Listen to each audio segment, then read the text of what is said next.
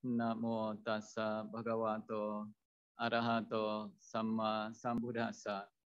Namo tassa bhagavato arahato sama sambuddhassa. Namo tassa bhagavato arahato sama sambuddhassa. Saka Raja Dewata. Ya, kepada Bapak Ibu, saudara-saudari sedama, kembali kita berjumpa ya. Bante harapkan kita semuanya dalam keadaan sehat dan bahagia. Setelah sekian lama yang gak ketemu, 2 tahun mungkin ya, 2 tahun lebih. 2 tahun lebih. Nah, suatu kebahagiaan tersendiri ya, akhirnya sekarang ini kita sudah bisa berkumpul bersama, melakukan puja bakti di wihara. Walaupun jumlahnya masih dibatasi ya. Melakukan puja bakti di wihara, tentunya suasananya berbeda dengan melakukan puja bakti di rumah secara online. Melakukan puja bakti di wihara, kita seakan-akan lebih semangat ketika melihat orang-orang yang ada di sekitar kita juga melakukan hal yang sama. Seakan-akan ada energi tambahan ke diri kita menjadi kita lebih semangat dibandingkan dengan puja bakti di rumah. Jauh lebih banyak orang yang mengikuti puja bakti di wihara. Nah, kemudian kalau kita melakukan puja bakti di wihara, biasanya suasananya lebih nyaman dibandingkan di rumah ya. Karena wihara memang sengaja dibuat untuk kegiatan-kegiatan seperti puja bakti, mendengarkan ceramah dhamma, bermeditasi, maupun kegiatan-kegiatan positif lainnya, lain dengan fungsi rumah. Ketika kita datang ke wihara melihat begitu banyak orang, mungkin ketemu teman-teman kita, saudara-saudara jauh kita, kerabat kita merasa lebih bahagia gitu loh. Sudah lama tidak berjumpa, akhirnya ketemu lagi. Nah, itulah Bante katakan satu kebahagiaan tersendiri, akhirnya kita bisa melakukan puja bakti di wihara. Pada saat kita mengikuti puja bakti wihara maupun online ya, kita akan mendengarkan ceramah dhamma, yang mana ceramah dhamma ini sangat bagus untuk kita, bisa meningkatkan sadar atau keyakinan kita, bisa menambah pengetahuan kita, bisa memberikan kita semangat di dalam menjalani kehidupan sehari-hari yang tidak pasti. Kemudian kita juga bisa mendapatkan motivasi, kita bisa mendapatkan pengertian yang benar tentang kehidupan. Bagaimana cara menjalani kehidupan ini dengan baik sesuai dengan Dhamma. Bagaimana cara kita memenuhi kebutuhan-kebutuhan hidup atau keinginan kita sesuai dengan Dhamma. Tentunya kita semua memiliki keinginan di dalam kehidupan ini.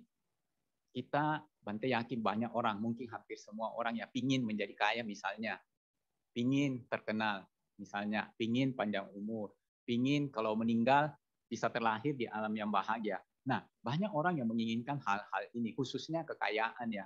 Hampir semua orang pingin menjadi kaya. Kenapa? Karena dengan kekayaan kita bisa menjalani hidup ini dengan lebih mudah. Walaupun uang tidak bisa membeli segalanya, tetapi dengan uang kita bisa menjalani hidup ini dengan mudah. Kita bisa melalui banyak masalah dengan lebih baik. Kita bisa menghadapi berbagai persoalan dengan lebih mudah. Ketika kita lagi terkena musibah atau hal-hal yang buruk, kalau kita memiliki kekayaan, hal-hal tersebut bisa dilalui dengan mudah. Dengan kekayaan kita bisa menjalani kehidupan ini dengan nyaman, menikmati berbagai macam kesenangan-kesenangan indera, dan lain-lain sebagainya. Nah, lantas bagaimanakah caranya kita untuk mendapatkan hal-hal yang kita inginkan tersebut? Banyak orang pingin kaya, banyak orang pingin terkenal, banyak orang pingin panjang umur, banyak orang pingin terlahir kembali di alam yang bahagia, alam surga. Tetapi hanya sedikit yang memperoleh hal-hal tersebut. Kita bandingkan orang-orang yang ada di dunia ini, jauh lebih banyak orang-orang miskin, maaf kata ya, tidak kaya, dibandingkan dengan orang-orang yang kaya di dunia ini. Betul nggak? Jauh lebih banyak kan? Nah, dibandingkan orang yang terkenal dengan orang yang tidak terkenal, jauh lebih banyak orang yang tidak dikenal. Ya, paling yang kenal saudara-saudaranya, keluarganya. Tidak lebih dari itu, mungkin teman-temannya. Kalau orang terkenal kan mungkin sampai di luar negeri dikenal, sampai di luar kotanya dikenal, sampai di luar desanya dikenal. Nah, ada orang yang usianya pendek, banyak orang yang usianya tidak panjang. Nah, hanya sedikit makhluk hidup yang terlahir di alam-alam yang baik. Jauh lebih banyak makhluk hidup yang terlahir hanya sedikit makhluk hidup yang terlahir di alam yang baik. Jauh lebih banyak makhluk hidup yang terlahir di alam-alam yang sengsara, alam rendah. Nah, karena itu kita perlu mengetahui bagaimana sih caranya memperoleh hal-hal yang baik di dalam kehidupan ini. hal-hal yang baik misalnya kekayaan, kesehatan, kekuatan, dan lain-lain sebagainya. Nah, tentunya kita sebagai umat Buddha selalu dianjurkan untuk mempraktekkan Dhamma, menjalankan kehidupan ini sesuai dengan Dhamma. Nah, mempraktekkan atau menjalankan Dhamma yang bagaimanakah supaya kita bisa memperoleh banyak hal-hal baik tersebut. Biasanya, kalau kita ingin sukses di suatu bidang, maka kita perlu mengikuti orang-orang yang telah sukses di bidang tersebut. Kita misalnya ingin kaya, cobalah tanya sama orang-orang yang sudah kaya, apa sih yang dia lakukan sampai bisa kaya. Kita ingin pandai di bidang tertentu, cobalah tanya orang yang sudah sukses atau yang sudah hebat di bidang tersebut. Lakukan apa yang mereka lakukan. Nah, cara Buddhis, cara Dhamma untuk memperoleh misalnya kekayaan, misalnya kesehatan, misalnya apalagi panjang umur dan lain-lain sebagainya. Pada kesempatan ini Bante ingin menceritakan tentang Dewa Saka, Raja Dewata. Namanya juga Raja Dewata ya. Tentunya memiliki banyak keistimewaan, banyak hal-hal yang baik yang dialami di dalam kehidupannya. Usianya panjang, kehidupannya nyaman, banyak menikmati kesenangan-kesenangan indera, memiliki kekuatan, memiliki kesaktian, kekuasaan, dan lain-lain sebagainya. Nah, Dewa Saka ini bisa menjadi Raja Dewata karena di kehidupan lampaunya, beliau itu banyak berbuat baik. Ketika beliau terlahir di alam manusia, pada waktu itu beliau bernama Maga. Maga menjalankan atau memiliki 7 sumpah atau 7 tekad sampai ia bisa menjadi Raja Dewata. 7 sumpah ini ia jalankan seumur hidupnya. Jadi enggak setengah-setengah ya, nanti ke wihara baru misalnya jalankan Pancasila, pulang dari wihara lantas bohong-bohongan gitu, lantas nipu-nipuan. Enggak begitu ya. Saka Maga ini menjalankan 7 tekad atau 7 sumpahnya tersebut seumur hidupnya. Mau waktu di rumah, waktu di luar, ataukah waktu bekerja, tetap ia menjalankan sumpahnya ini dengan baik. Apa isi 7 sumpah tersebut? Ya, ia jalankan seumur hidup. Nah, yang pertama, seumur hidup Saka ini akan menyokong orang tuanya, kedua orang tuanya. Nah, itu yang pertama. Yang kedua, seumur hidupnya dia akan menghormati saudara tuanya. Jadi orang-orang yang lebih tua akan dihormati oleh Saka seumur hidupnya, oleh Maga. Yang ketiga, seumur hidupnya ia akan berucap dengan kata-kata yang lembut, jadi tidak berbicara kasar. Yang keempat, seumur hidupnya dia tidak akan berbicara kata-kata yang bersifat memecah belah, yang bisa membuat orang tengkaran, bisa membuat orang saling bermusuhan. Yang kelima, seumur hidupnya Maga ini akan berdiam dalam pikiran tanpa kekikiran. Bersikap dermawan, berbahagia di dalam melepas, berbahagia di dalam memberi atau berbagi. Itu kelima. Keenam, seumur hidupnya Maga ini akan mengucapkan kata-kata kebenaran. Jadi tidak berbohong ya, hanya tidak berbohong, tidak mengucapkan kata-kata hoaks ya. Banyak kan sekarang kita terima berita-berita hoaks ya. Ada kanker yang tiba-tiba sembuh karena ini, karena itu, tau-taunya hoaks. Nah, yang ketujuh, seumur hidupnya Maga ini berusaha supaya tidak pernah marah. Kalau kemarahan muncul di dalam dirinya, maka dia akan berusaha secepat mungkin menghilangkan kemarahan tersebut. Itulah 7 sumpah atau 7 tekad dari Maga ini sampai beliau bisa menjadi Raja Dewata. Beliau menjalankan 7 tekad ini dengan sangat baik. 7 tekad ini merupakan hal-hal yang bisa kita praktekkan pula di dalam kehidupan kita. Bukan hanya Maga yang mampu untuk melakukan hal ini, tetapi manusia biasa sama seperti kita semua di sini mampu untuk melakukannya. Hal ini bukan di luar kemampuan manusia biasa, karenanya kita bisa mengikuti apa yang dilakukan oleh Maga ini supaya kita bisa mendapatkan hal-hal yang baik di dalam kehidupan kita. Nah, dikatakan Maga suatu hari pergi ke pusat perdagangan di desanya dia. Pada saat itu dia berdiri di satu tempat. Berdiri di tempat tersebut, ia merasakan tidak nyaman.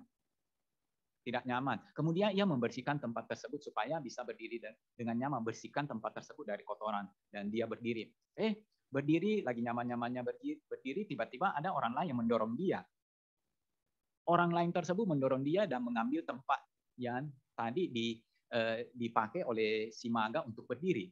Maga diperlakukan demikian tidak marah sama sekali loh. Dia mempersilahkan aja orang tersebut mengambil tempatnya. Dia bersihkan tempat lain lagi, kemudian berdiri di sana.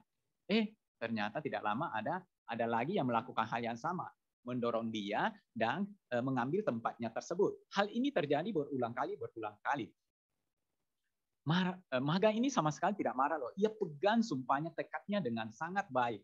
Apa yang dilakukan oleh orang lain, ia terima dengan begitu saja. Ia terima dengan pikiran yang damai. Biasanya kan kalau ada orang yang merugikan kita, kita jadi kesel ya. Kita jadi marah atau jengkel ya. Ingin mengatakan kata-kata yang kasar, ingin memarahi orang tersebut. Tetapi ini tidak dilakukan oleh Maga. Dia persilahkan aja orang tersebut mengambil tempatnya. Kemudian dia berpikir demikian. Apa yang saya lakukan ternyata bisa menyenangkan orang lain. Tentunya ini merupakan suatu kebajikan. Maka pada keesokan harinya dia Maga ini membersihkan sebidang tanah yang lebih luas lagi. Sebidang tanah yang dia bersihkan tersebut, dia persilahkan untuk orang-orang pergunakan untuk berdiri atau beristirahat. Nah, kemudian ketika musim dingin, karena orang-orang kedinginan, ia membuat perapian. Sehingga banyak orang yang pergi ke sana untuk beristirahat. Banyak orang yang pergi ke sana untuk sekedar bersantai-santai ya. Melihat kebaikannya bisa bermanfaat untuk orang-orang, bisa menyenangkan orang lain. Si Maga ini semakin semangat untuk berbuat baik. Dia memikirkan apa lagi yang perlu, yang harus saya lakukan. Kemudian dia terpikir untuk membersihkan jalanan, memperbaiki jalanan supaya orang-orang yang melewati jalanan tersebut nyaman melaluinya. Nah, kemudian ia mulai merapikan jalanan, meratakan jalanan yang tidak rata, menutupi jalanan yang berlubang, dan melakukan hal-hal lainnya. Ketika dia lagi membersihkan jalanan, merapikan jalanan, dan memperbaiki jalanan tersebut, ada pemuda lain yang melihat dia.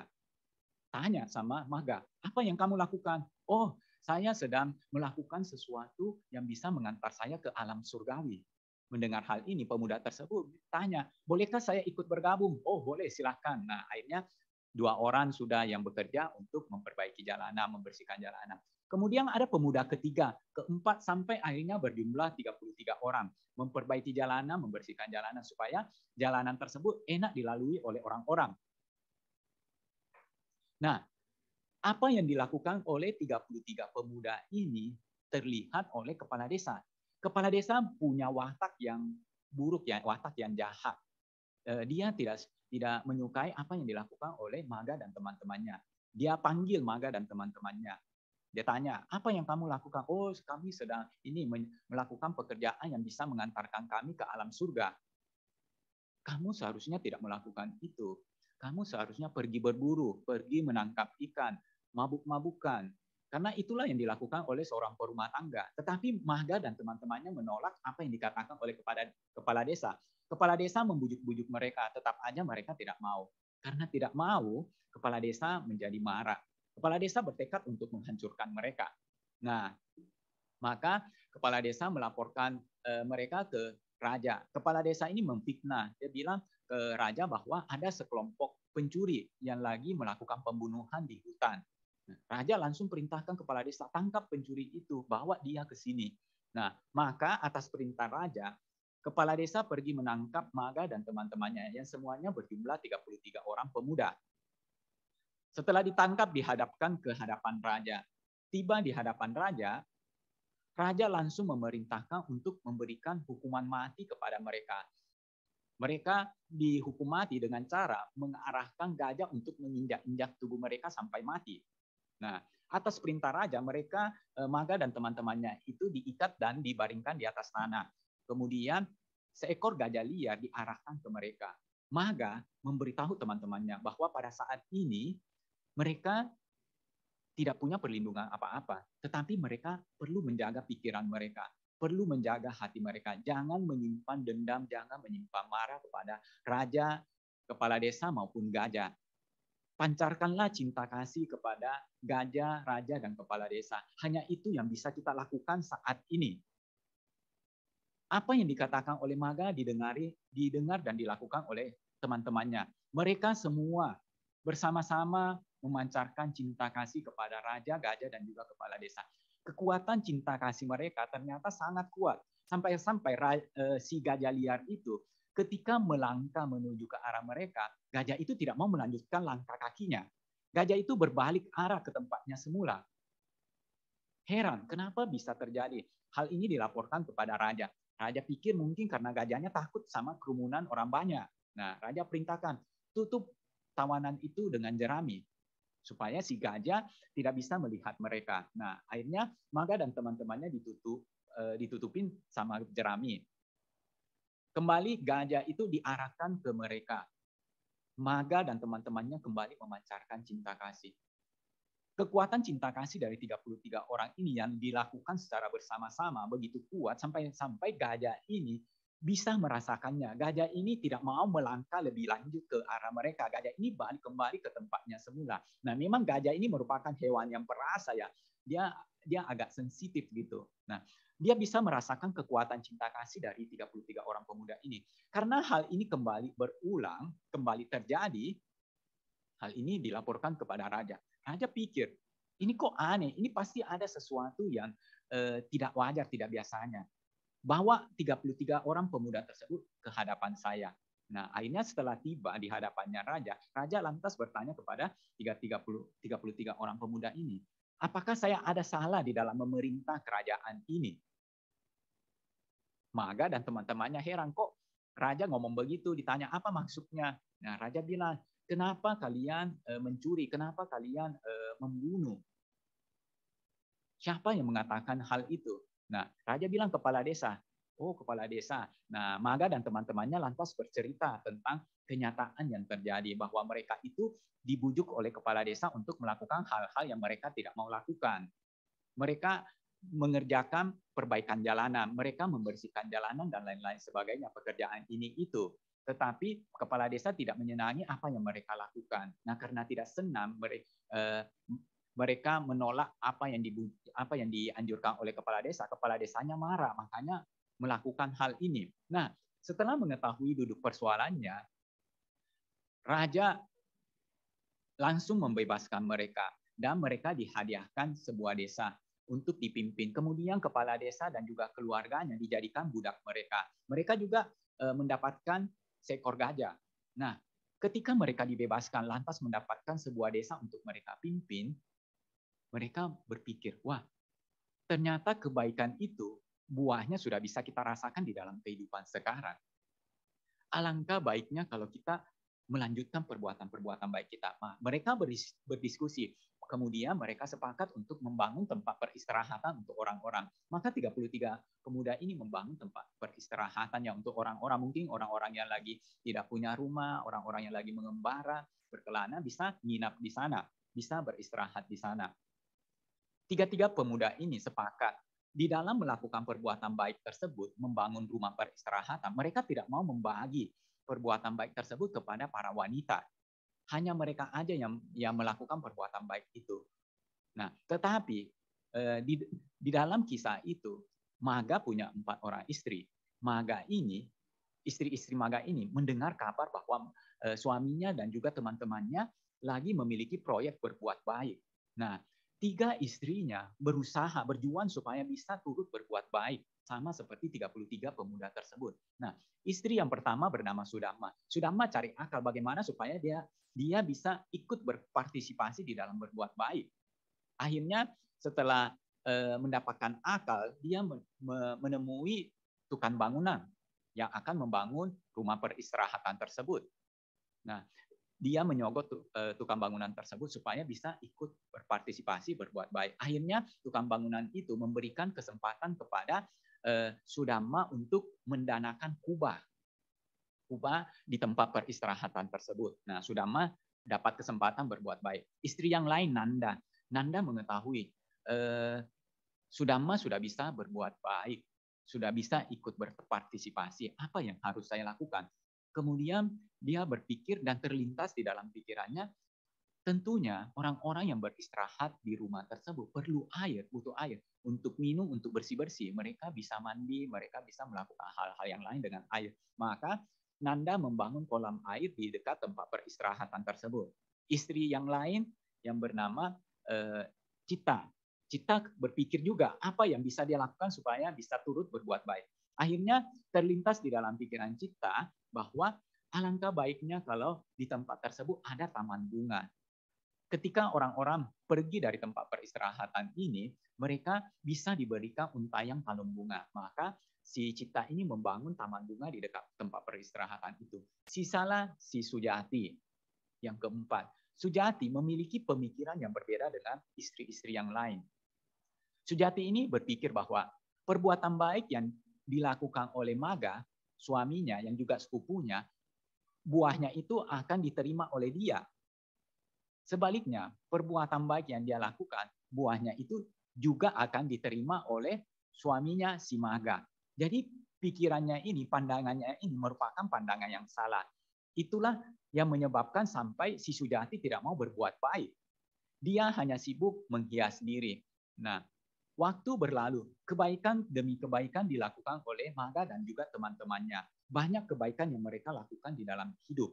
Mereka mengisi waktu-waktu luang mereka dengan perbuatan-perbuatan baik yang bisa membahagiakan makhluk lain, bisa menyenangkan orang lain, bisa bermanfaat bagi orang banyak. Akhirnya tibalah saatnya bagi Maga dan juga teman-temannya juga istri-istrinya meninggal dunia. Mereka semua meninggal dunia dan terlahir kembali di alam Tawatimsa, alam dewa tingkat kedua. Nah, di sana ternyata sudah ada makhluk yang lain. Sebelum mereka terlahir di sana, alam Tawatimsa ini sudah dihuni oleh para dewata lain. Antara lain Asura. Nah, Asura ini memiliki kebiasaan suka meminum minuman keras. Ketika ada makhluk baru yang terlahir di alam tersebut, maka mereka akan berpesta. Mereka akan meminum minuman keras. Nah, demikian pula yang terjadi ketika Maga terlahir kembali di alam Tawatimsa beserta dengan teman-temannya, maka para Asura melakukan pesta dan meminum minuman keras. Tetapi Maga yang terlahir menjadi Saka tidak mau ikut minum minuman keras. Dia kasih tahu teman-temannya untuk jangan minum minuman keras. Nah, karena mereka tidak meminum minuman keras, mereka tidak mabuk. Sebaliknya, para Asura mabuk. Pada waktu para Asura tersebut mabuk, nah Saka ini dia beritahu teman-temannya untuk melempar mereka ke samudra, keluar dari alam Tawatimsa. Nah, para Asura dilempar keluar dari alam Tawatimsa. Ketika mereka dilempar ke samudra, kekuatan kebajikan dari para Asura ini membuat tiba-tiba terbentuk satu istana, di mana istana ini tempat yang akan mereka tinggali. Jadi ketika dilempar, mereka malah masuk ke istana tersebut. Masuk ke istana tersebut dan tinggal di istana tersebut. Nah, sejak saat itulah para Asura sering bertempur, berperang melawan para dewata. Dewa Saka melihat teman-temannya semua terlahir kembali di alam Tawatimsa. Dia lihat juga istri-istrinya juga terlahir di alam Tawatimsa. Tetapi ada satu istrinya yang dia tidak lihat, tidak ia temui di alam Tawatimsa. Dia cari-cari tidak ketemu. Nah, dengan kesaktiannya, pada saat dia sudah terlahir di alam Tawatimsa, Dewa Saka ini punya kesaktian. Tidak sama dengan pada waktu di alam manusia. Dengan sendirinya dia memiliki kesaktian ketika terlahir sebagai dewa di alam Tawatimsa. Dengan kesaktiannya tersebut dia menyelidiki dunia. Di manakah istrinya yang bernama Sujati itu sekarang berada? Karena istri-istrinya yang lain semuanya terlahir kembali di alam Tawatimsa. Akhirnya dia tahu, oh ternyata istrinya terlahir kembali di alam binatang, terlahir sebagai seekor bangau. Nah, terlahir sebagai seekor bangau, Dewa Saka ini berpikir, merupakan kewajiban saya untuk merubah keadaan istrinya, si Sujati yang terlahir sebagai seekor bangau. Kewajiban saya untuk mengangkat keadaan dia. Maka dengan kesaktiannya, Dewa Saka pergi ke alam binatang, ke alam manusia, lantas berkomunikasi dengan bangau tersebut. Ia beritahu bahwa bangau itu dulu di kehidupan lampaunya merupakan istrinya dia. Karena dia dulu tidak pernah jarang berbuat baik, hanya sibuk menghias diri. Makanya ia terlahir kembali di alam binatang. Ia memiliki pandangan yang salah bahwa perbuatan baik yang dilakukan suaminya akan dia juga turut menerima. Padahal siapa yang makan, dialah yang kenyang. Siapa yang berbuat, dialah yang mendapatkan buahnya. Nah, karena pandangan salah ini tidak pernah berbuat baik, akhirnya Sujati terlahir sebagai seekor bangau. Nah, kemudian Dewa Saka setelah memberitahu bangau tersebut, mengantar bangau tersebut untuk melihat alam dewata, alam Tawatimsa, kemudian membalikkan bangau tersebut. Dewa Saka tanya kepada bangau ini, mau nggak kamu bisa terlahir kembali di alam Tawatimsa? Bangaunya bilang mau. Kalau mau, kamu harus menjalankan Pancasila seumur hidup kamu. Tidak boleh putus-putus loh gitu. Kadang jalankan, misalnya pada waktu-waktu tidur aja, jalankan Pancasila. Setelah bangun kembali, nggak jalankan lagi. Tidak ya, maksudnya menjalankan Pancasila itu seumur hidup. Nah, Bangaunya mau menjalankan Pancasila seumur hidup. Tahu apa yang biasa dimakan oleh Bangau? Ikan. Dia bertahan hidup dengan memakan ikan. Tetapi kalau dia menjalankan Pancasila, tentunya sangat sulit untuk mendapatkan makanan ya. Untuk mendapatkan ikan yang sudah mati itu sangat sulit. Sehingga dia semakin lama semakin kurus, semakin lemah karena kekurangan makanan. Tetapi tekadnya luar biasa si Bangau ini. Nah, suatu hari Dewa Saka ingin menguji kekuatan tekad dari si Bangau. Dewa Saka merubah dirinya menjadi seekor ikan yang sudah mati. Nah, si Bangau melihat dia sudah mau memakan ikan tersebut. Tiba-tiba ikannya menggoyangkan badan. Ikannya masih hidup. Akhirnya Bangaunya melepaskan ikan tersebut. Nah, satu kali dites lolos, dua kali dites lolos lagi. Kuat tekad si Bangau ini. 3 kali diuji lagi, ternyata betul-betul tekadnya luar biasa. Si Bangau ini tidak mau memakan makhluk hidup. Dia tidak mau melakukan pembunuhan. Nah, akhirnya setelah 3 kali dites, Saka memberitahu si Bangau bahwa tidak lama lagi dia akan terlepas dari keadaannya yang menderita. Benar. Karena kekurangan makanan, semakin lemah, akhirnya Bangau ini mati. Mati karena menjalankan Pancasila seumur hidupnya, ia terlahir kembali di alam manusia. Rupanya kekuatan kebiasaannya menjalankan sila terbawa sampai ke kehidupan yang akan datang.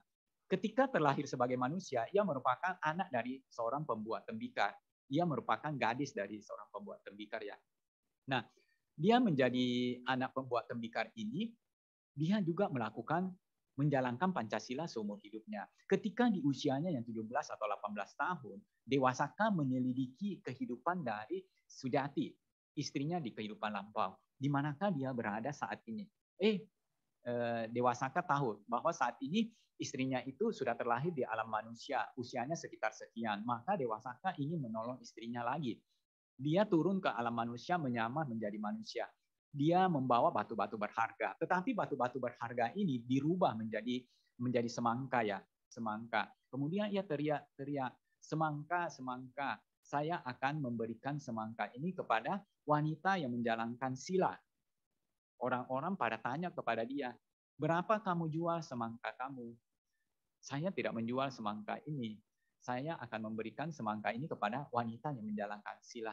Apakah sila itu? Apakah sila warnanya hitam, coklat, putih?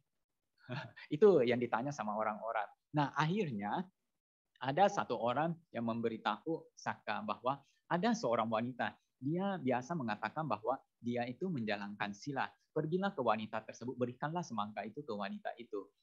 Dewa Saka pergi ke tempat Sujati berada. Nah, akhirnya setelah ketemu, Dewa Saka memberikan semangka tersebut kepada Sujati. Semangka tersebut langsung berubah menjadi batu-batu berharga.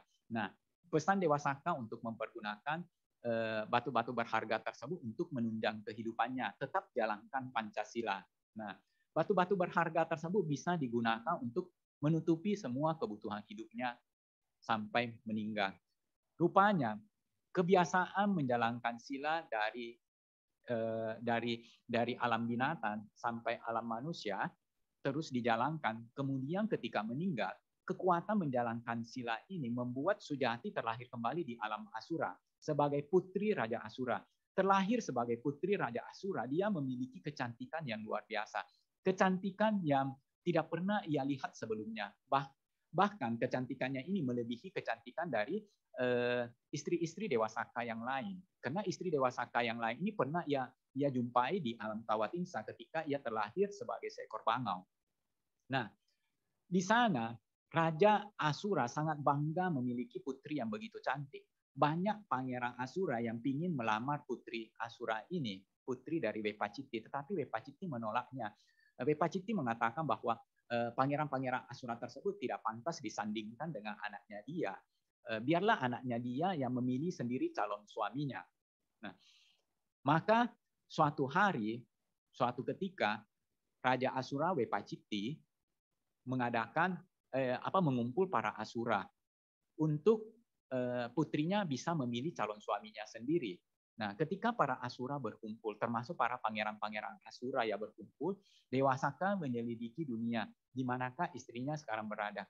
Dan Dewa Saka tahu bahwa saat ini istrinya sudah terlahir kembali sebagai putri Asura. Dewa Saka pergi ke alam Asura, menyamar menjadi kakek-kakek Asura. Kakek-kakek Asura. Nah, ketika menyamar menjadi kakek-kakek Asura, putri Raja Asura tersebut melihat pria-pria yang ada di sekelilingnya. Kira-kira siapa sih yang cocok menjadi calon suaminya? Melihat satu-satu, akhirnya matanya melihat Dewa Saka ini yang merupakan satu kakek-kakek tua. Walaupun kakek-kakek tua loh, kekuatan cintanya di masa lampau kembali muncul. Dengan begitu saja perasaan suka, perasaan mencintai muncul pada diri putri Asura tersebut terhadap kakek Asura ini. Nah, dengan segera putri Asura ini memilih kakek Asura itu sebagai calon suaminya. Ia berikan bunga yang tadi disiapkan untuk dia untuk diberikan kepada calon suaminya. Para Asura yang lain ketika mengetahui hal ini menjadi kecewa. Ternyata yang dipilih malah kakek-kakek. Kakek-kakek yang sudah lemah, tidak kuat gitu, keriput apa dan lain-lain sebagainya lah. Heran juga. Ada pangeran yang begitu ganteng, yang begitu gagah tidak dipilih, malah pilihnya kakek-kakek. Nah, setelah mendapatkan calon suaminya, Dewa Saka sambil memegang tangan dari putri Asura ini yang adalah istrinya di kehidupan lampau, ia terbang. Kemudian ia bilang bahwa dia adalah Dewa Saka. Mereka melarikan diri kembali ke alam Tawatimsa. Nah, dari perjalanan hidup Maga ini sampai akhirnya kembali terlahir sebagai Raja Dewata, Maga menjalankan 7 sumpah atau tekadnya. Kisahnya ini yang tadi merupakan kisah yang terdapat di dalam Dhammapada Atthakatha. Dhammapada Atthakatha. Nah, 7 sumpah tersebut Bante ulang. Satu, seumur hidupnya Dewa Saka ini Maga akan menyokong orang tuanya. Jadi bagaimanapun keadaan dirinya sendiri, dia akan berusaha untuk bisa merawat orang tuanya, membahagiakan orang tuanya, memenuhi kebutuhan-kebutuhan hidup orang tuanya. Seumur hidupnya loh. Seperti yang kita ketahui, orang tua sangat berjasa di dalam kehidupan kita. Tanpa adanya orang tua, kita tidak bisa hidup sampai saat ini. Sangat banyak yang telah dilakukan oleh orang tua kita sampai kita bisa menjadi manusia sukses seperti sekarang ini. Ketika kita dilahirkan, ketika kita masih kecil, kita belum bisa melakukan apa-apa untuk bertahan hidup. Untuk makan, untuk minum, kita tidak bisa. Harus bergantung sama orang tua kita. Berjalan, melakukan aktivitas yang lain-lain, kita juga tidak mampu. Semuanya bergantung sama orang tua kita. Orang tua kita yang memenuhi berbagai macam kebutuhan kita, yang memberikan kita makan, minum, pakaian, tempat tinggal, perlindungan, kasih sayang, pendidikan, pengetahuan, sampai kita mandiri, sampai kita memiliki berbagai macam pengetahuan, berbagai macam keterampilan, sampai kita bisa mencari nafkah sendiri. Sangat banyak yang dilakukan oleh orang tua kita. Kadang-kadang di dalam memenuhi kebutuhan-kebutuhan hidup kita, orang tua sampai-sampai mengorbankan anggota tubuhnya sendiri, mengorbankan kehidupannya sendiri. Ada orang tua yang mendanakan ginjalnya untuk anaknya yang gagal ginjal ya. Padahal kalau orang lain belum tentu mau melakukannya. Karena anaknya sendiri yang menderita gagal ginjal, makanya dia berusaha bagaimana supaya anaknya tersebut bisa selamat. Yang terpikirkan oleh orang tua ketika anaknya di dalam bahaya adalah bagaimana supaya anaknya tersebut bisa terbebas dari bahaya, bisa selamat. Apa yang akan terjadi pada dirinya, ia tidak sempat pikirkan. Yang penting bagaimana dia, anaknya bisa selamat. Itu yang utama. Itu yang terpikirkan oleh orang tua kita. Nah, terlepas bagaimanapun keadaan kita, berusahalah untuk merawat orang tua kita. Jangan tunggu kita kaya baru kita mau merawat orang tua kita, baru kita mau menyokong orang tua kita. Jangan tunggu kita jadi bos baru kita mau menjaga orang tua kita, melindungi orang tua kita, merawat orang tua kita. Jangan pikir, oh saya sekarang ini lagi kurang-kurangnya, lagi miskin-miskinnya. Untuk diri sendiri saja tidak cukup, apalagi untuk kasih ke orang tua. Karena ingat, dulu kita masih kecil, orang tua kita tidak pernah melakukan hal ini. Orang tua kita tidak pernah menunggu dia kaya baru mau merawat kita. Orang tua kita tidak nunggu nanti dia sudah punya duit yang banyak baru mau membesarkan kita. Nanti sudah jadi bos baru mau memberikan kita makan minum. Bagaimanapun keadaan orang tua kita dulu, mereka tidak akan meninggalkan kita walaupun mereka sendiri kekurangan. Walaupun mereka sendiri punya banyak utang, mereka tetap bersama kita, berusaha membesarkan kita semampu mereka. Karenanya itu, jangan sampai kita memiliki alasan bahwa saya sendiri kekurangan, saya sendiri tidak cukup, saya sendiri belumlah menjadi bos, belumlah kaya. Jangan tunggu kita kaya baru kita mau berbakti kepada orang tua kita. Sekarang sebisa mungkin kita harus berusaha berbakti kepada orang tua kita. Mungkin kita tidak bisa memberikan banyak, setidaknya kita bisa beri sedikit. Mungkin kita tidak bisa beri materi, kita bisa beri hal yang lain.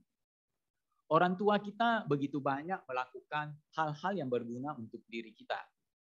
Sampai-sampai dikatakan begitu besar jasa dari orang tua kita, untuk membalasnya hal itu sangat sulit.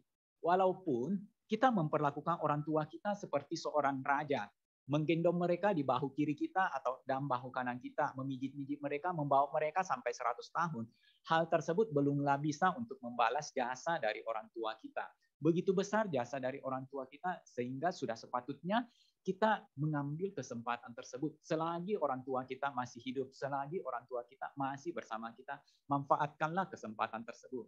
Ambillah waktu tersebut untuk berbuat baik kepada orang tua kita. Ingat, di dalam Anguttara Nikaya dikatakan bahwa ada 4 ladang yang subur bagi seseorang untuk berbuat baik maupun berbuat jahat.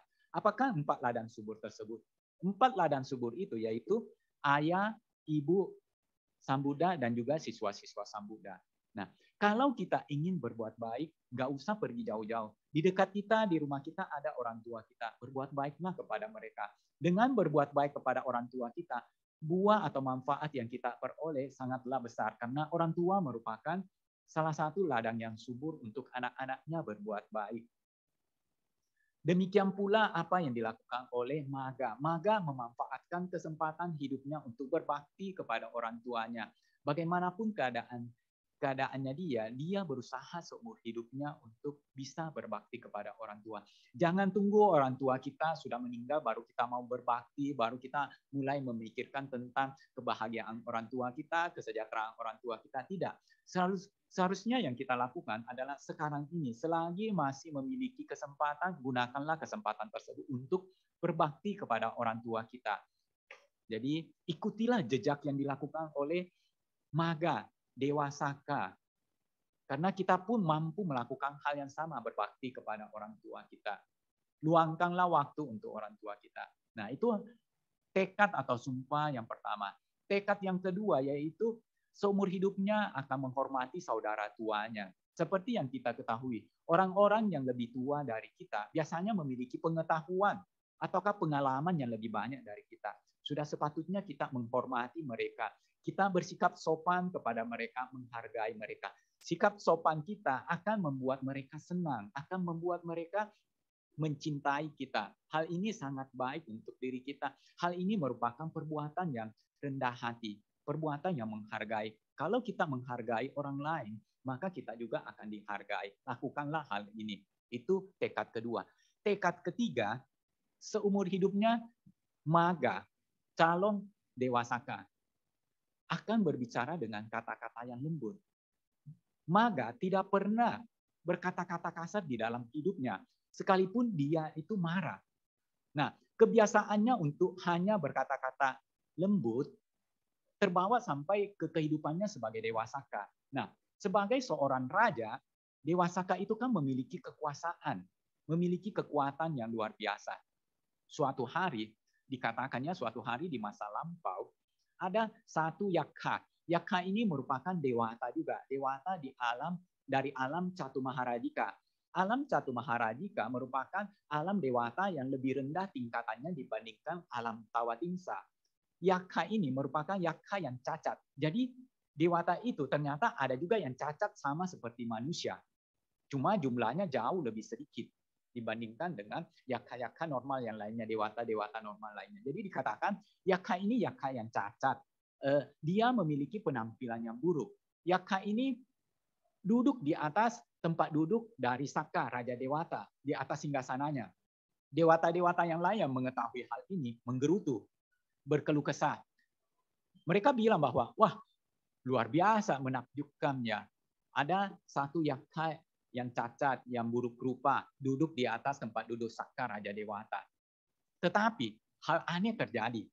Ketika dewata-dewata ini marah, menggerutu, penampilan dari yakka tersebut semakin baik, semakin menarik, semakin tampan, semakin menarik, semakin agung. Semakin dewata tersebut mengeluh, menggerutu, semakin tampan pula yakka ini. Nah, hal ini lantas dilaporkan kepada Dewa Saka. Dewa Saka diberitahu bahwa ada yakka yang buruk rupa, yang cacat, duduk di atas tempat duduknya. Tetapi yakka ini aneh.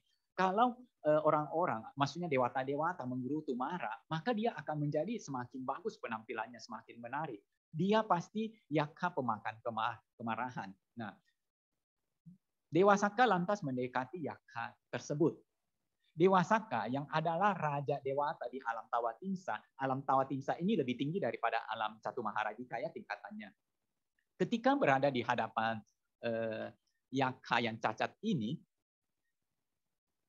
Dewa Saka memberikan penghormatan loh, penghormatan. Dewa Saka tidak marah kepada yakka tersebut. Ia menghormat kepada yakka tersebut dengan merangkapkan tangan sambil berlutut. Kemudian Dewa Saka ini menyebut namanya 3 kali. Tuan, aku adalah Dewa Saka, Raja Dewata. Tetapi ketika Dewa Saka menyebut namanya, penampilan dari yakka tersebut langsung berubah menjadi buruk. Kembali menjadi buruk. Untuk kedua kalinya Dewa Saka menyebut namanya, Tuan, aku adalah Dewa Saka, Raja Dewata. Penampilannya semakin buruk dan semakin cacat. Ketika Dewa Saka menyebut namanya sampai 3 kali, yakka tersebut langsung hilang dari singgasana Dewa Saka. Kemudian Dewa Saka naik ke atas singgasananya, memberikan nasihat kepada para dewata di alam Tawatingsa. Apa isi nasihat dari Dewa Saka ini? Isi nasihat dari Dewa Saka ini merupakan apa yang dia lakukan. Jadi dia katakan begini, Dewa Saka, merupakan pengalaman hidupnya ya. Dia bilang, pikiran saya tidak mudah terganggu atau terpengaruh oleh pusaran kemarahan. Saya tidak pernah marah dalam waktu yang lama. Kemarahan tidak pernah bertahan lama di dalam diriku. Ketika aku marah, aku tidak akan mengucapkan kata-kata yang kasar.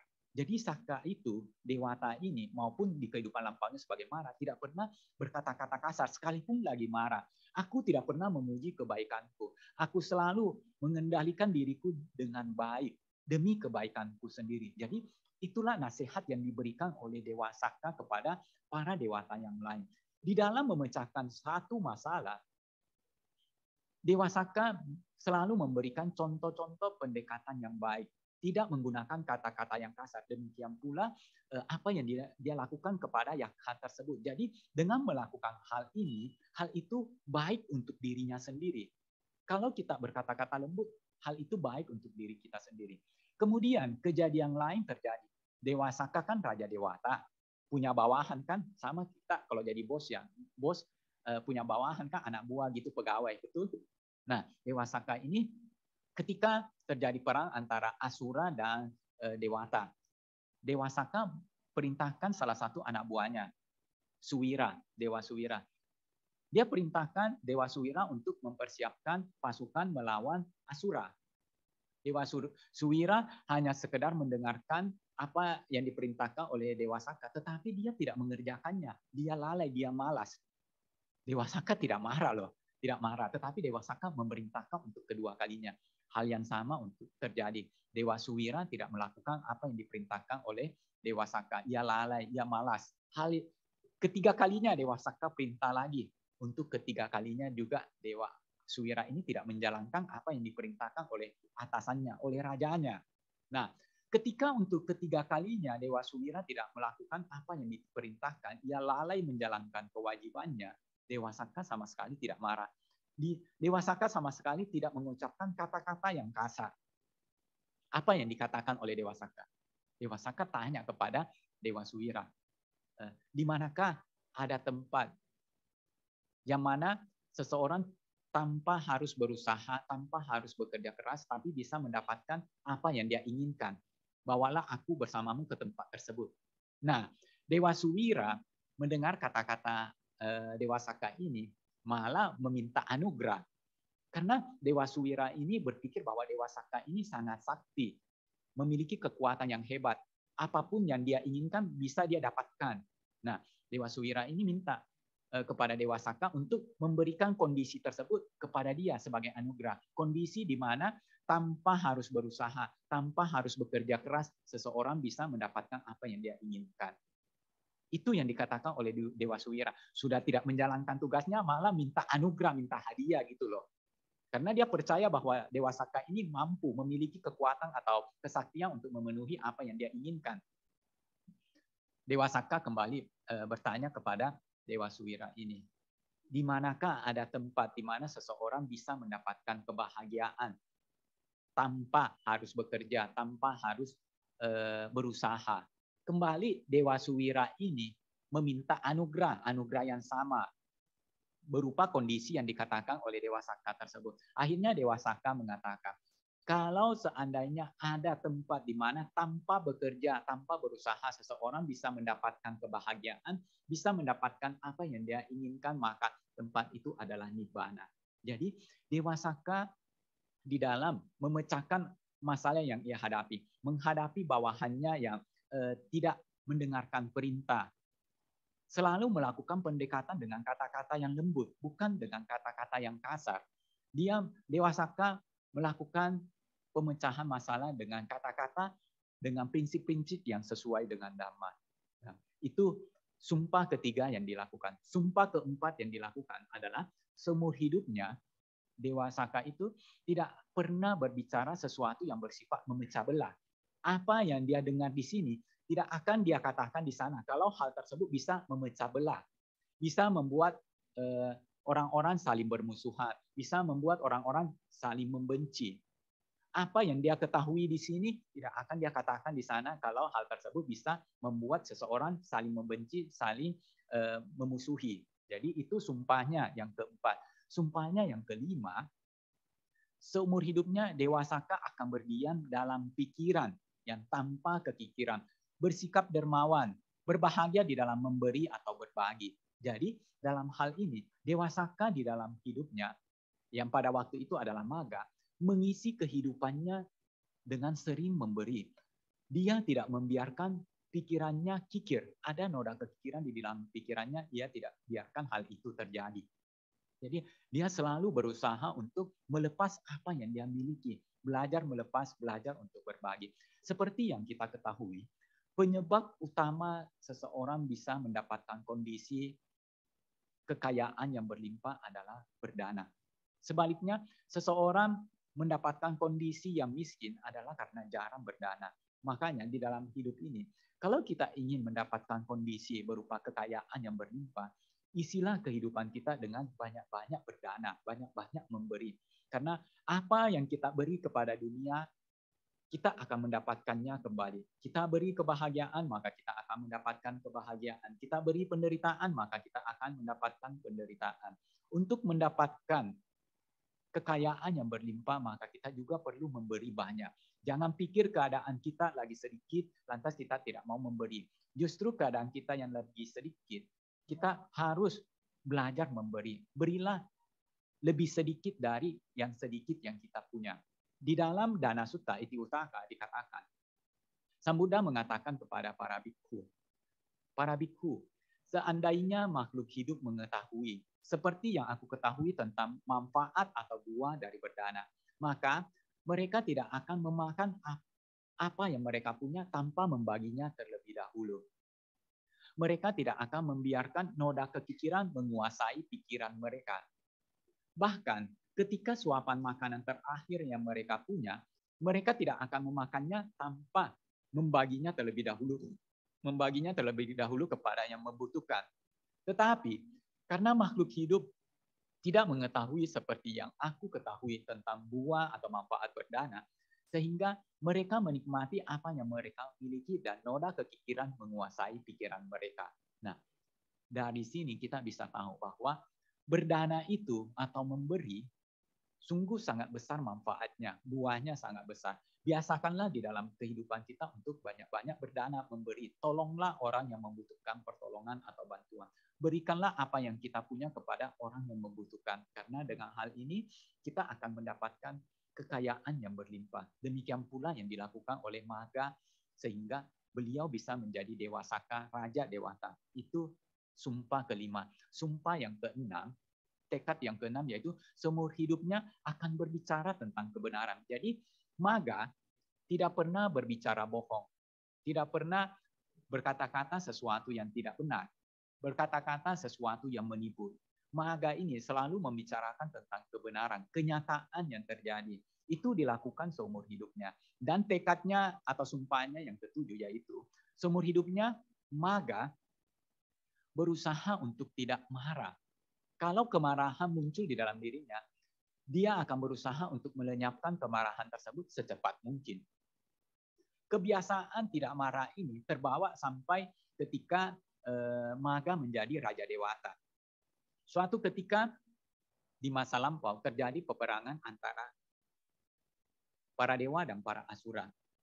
Raja Asura Wepaciti memberitahu anak buahnya, para asura, kalau di dalam peperangan kita berhasil memenangkan peperangan, tangkaplah Saka, ikat kedua tangannya, ikat kedua kakinya, dan ikat lehernya, hadapkan dia kepada saya di kota para asura.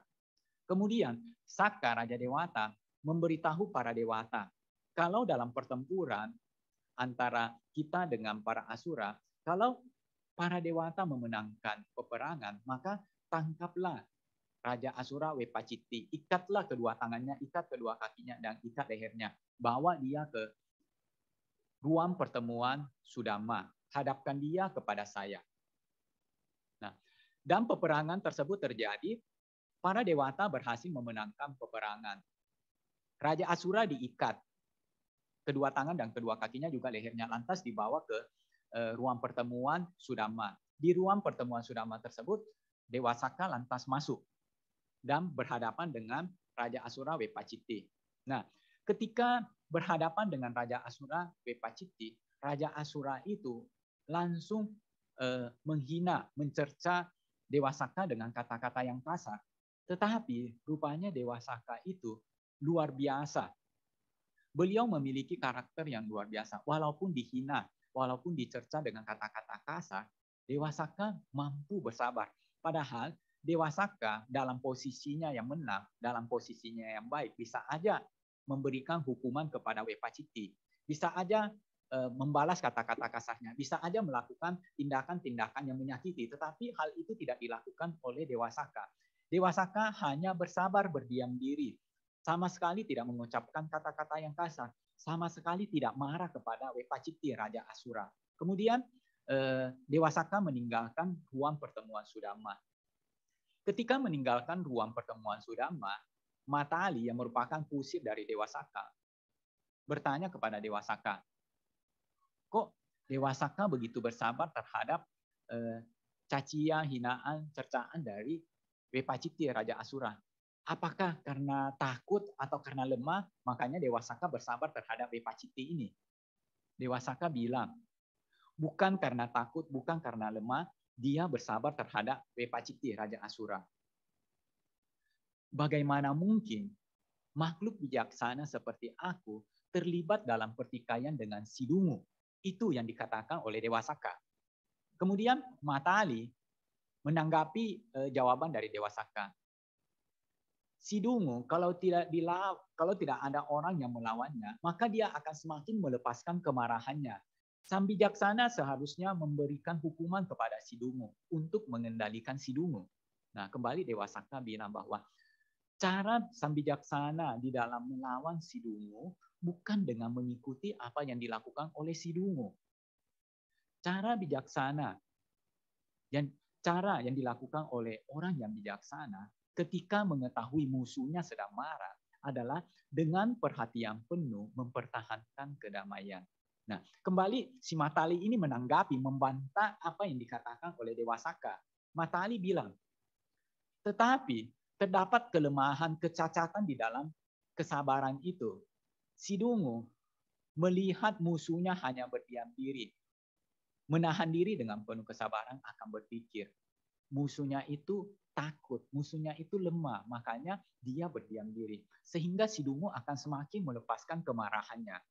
Nah, apa jawaban dari Dewa Saka menanggapi apa yang dikatakan oleh Matali ini? Dewa Saka mengatakan bahwa apapun yang dipikirkan oleh si Dungu, seorang bijaksana akan selalu menghadapi si Dungu dengan penuh perhatian, berusaha mempertahankan kedamaian. Dengan melakukan hal ini, si Dungu memberikan kesejahteraan bagi kedua belah pihak. Memberikan kesejahteraan kepada dirinya sendiri dan juga kepada musuhnya. Dengan melakukan hal ini, sang bijaksana berlatih diri sesuai dengan dhamma. Berlatih diri sesuai dengan hukum alam. Tidak ada satu makhluk pun yang mampu melawan hukum alam. Jadi dari sini kita bisa lihat Bapak Ibu Saudara-saudari sedama. Saka ini memiliki pengetahuan yang luar biasa, memiliki pandangan yang kuat bagaimana seseorang sudah seharusnya mempertahankan kedamaian di dalam dirinya. Hal ini dilakukan demi kesejahteraan dirinya sendiri dan juga kesejahteraan musuhnya. Jadi dia tidak hanya memikirkan dirinya sendiri, tetapi juga memikirkan kesejahteraan musuhnya. Itulah dhamma-dhamma yang dimiliki oleh Dewa Saka. Dewa Saka menjalankan 7 sumpah atau 7 tekadnya ini seumur hidupnya sampai beliau berhasil menjadi Raja Dewata. Nah, inilah yang dilakukan oleh Dewa Saka. Dan Bante yakin kalau kita mau, kita juga bisa mempraktekkan apa yang dilakukan oleh Maga ini sampai bisa menjadi Dewa Saka, Raja Dewata. Kalau kita mempraktekkan hal ini walaupun tidak sempurna, pasti banyak hal-hal yang baik yang akan kita peroleh di dalam kehidupan kita. Nah, demikian yang Bante ingin sampaikan pada kesempatan siang hari ini. Semoga hal ini bisa bermanfaat bagi kita semua. Akhir kata, Sabbe Satta Bhavantu Sukhitatta. Semoga semua makhluk hidup berbahagia.